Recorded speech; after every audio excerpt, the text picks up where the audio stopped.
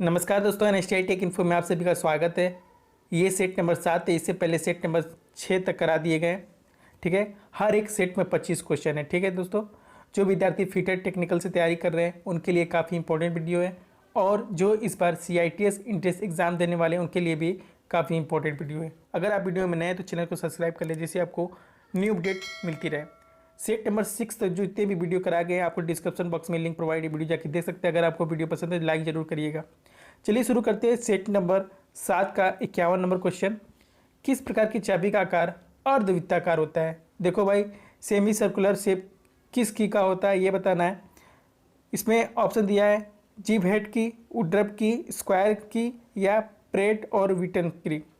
देखिए, वुडरफ की का आकार जो होता है वो अर्धवृत्ताकार होता है। ठीक है, अर्धवृत्ताकार यानी कि पूरा वृत्त नहीं होता है, ये आधा वृत्त होता है।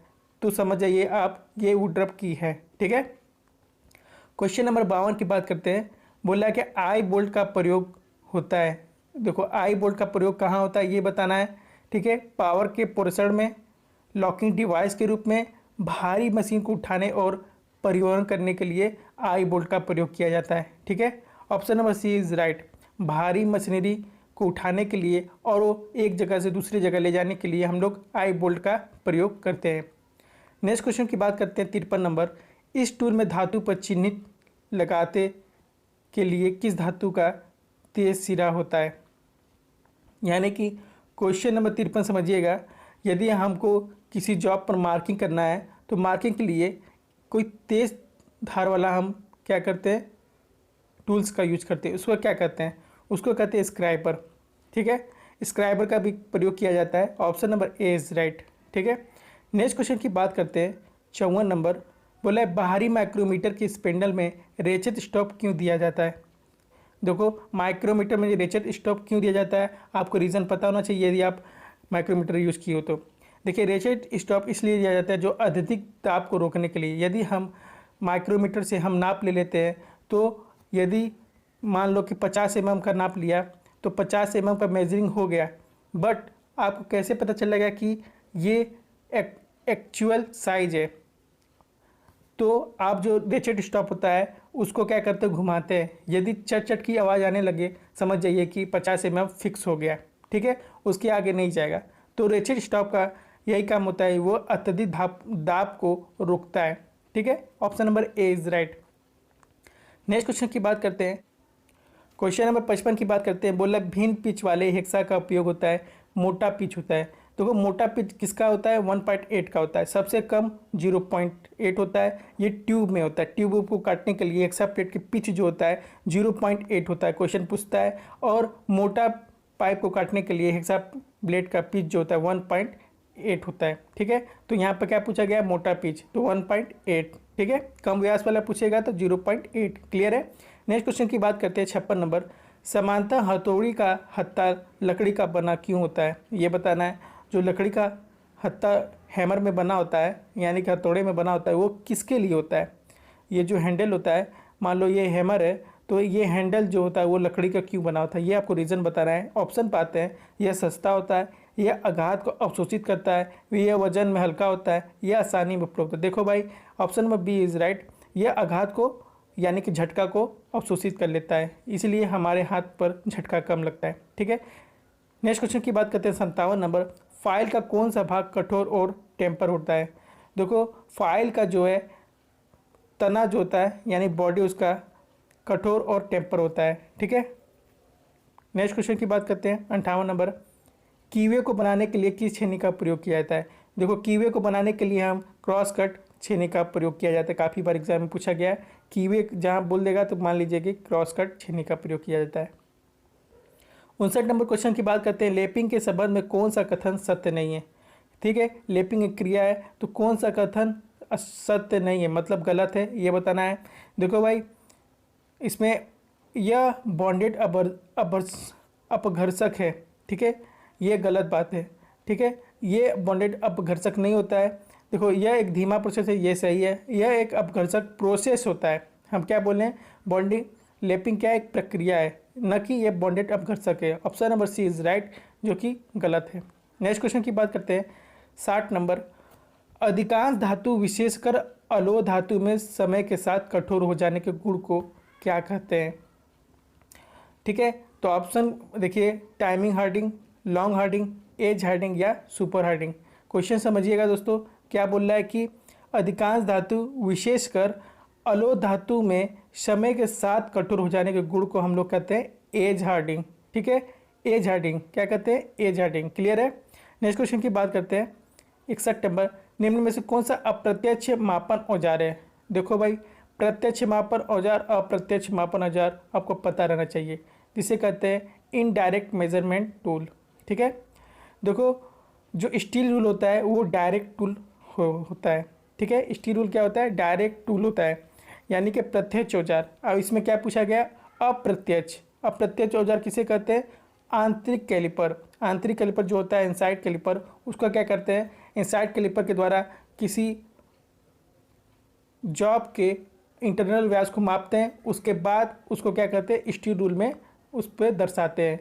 तो यह दो तरीके से यूज हो गया, तो आपको यह अप्रत्यक्ष टूल होता है। ठीक है, ऑप्शन नंबर ए सही है। नेक्स्ट क्वेश्चन की बात करते हैं। 62 नंबर, वर्नियर कैलिपर का न्यूनतम गणना क्या है? यानी कि वर्नियर कैलिपर का लिस्ट काउंट क्या होता है, ये सभी लोग को पता रहना चाहिए यदि आप फिटेड डेट से हो तो। वर्नियर कैलिपर पूछेगा तो 0.2, वर्नियर माइक्रोमीटर पूछेगा तो 0.01 mm। ठीक है, नेक्स्ट क्वेश्चन की बात करते हैं। 63 नंबर, विभिन्न प्रकार के बेल्ट का प्रयोग होता है, इनमें से कौन सा बेल्ट नहीं है? बेल्ट नहीं है, सपाट बेल्ट, वी बेल्ट, दांतेदार बेल्ट, या इनमें से कोई नहीं? देखो, इनमें से कोई नहीं, ये सभी बेल्ट होता है, बट इनमें से कोई नहीं। ठीक है, option number D is right. 64 number की बात करते हैं। यदि ड्राइवेशन शाफ्ट को धीरे धीरे गति में लाना है तो प्रयुक्त डायमंड क्या होगा? ठीक है, तो option number B is right, clutch. यदि हम ड्राइवर शाफ्ट को धीरे धीरे गति में लाना है तो हम लोग क्या करेंगे? क्लच का काम करेंगे, क्लच का प्रयोग करेंगे। ठीक है, 65 नंबर क्वेश्चन की बात करते हैं। जब बंद द्रव पर दाब लगाते हैं तो यह बिना घटे सभी दिशाओं में प्रसारित होता है और अंतर्विष क्षेत्र में समकोण पर कार्य करता है। यह क्या है? बॉयल का नियम। देखिए, ये किस नियम पर आधारित है, ये परिभाषा ये बताना है आपको। ठीक है, देखिए, बॉयल का नियम, चार्ल्स का नियम, पास्कल का नियम या हुक का नियम। देखिए, ये क्वेश्चन समझिएगा, बोल रहा है कि जब बंद द्रव यानी कोई लिक्विड जो बंद अवस्था में दाब लगाते हैं, दाब की बात आ गया। ठीक है, तो यह बिना घटे सभी दिशाओं में प्रसारित होता है, यानी फैल जाता है, अंतर्विष क्षेत्र में समकोण पर कार्य करता है। यह कथन क्या है? यह पास्कल के सिद्धांत पर कार्य करता है। जैसे हाइड्रोलिक कोई भी लिक्विड में काम करता है, यह पास्कल के नियम पर काम करता है। ठीक है, दाब की बात जहाँ भी क्वेश्चन में बोल दे तो पास्कल का नियम इज राइट। नेक्स्ट क्वेश्चन की बात करते हैं। 66 नंबर, निम्न में से कौन सा घर्षण रोधी बियरिंग है?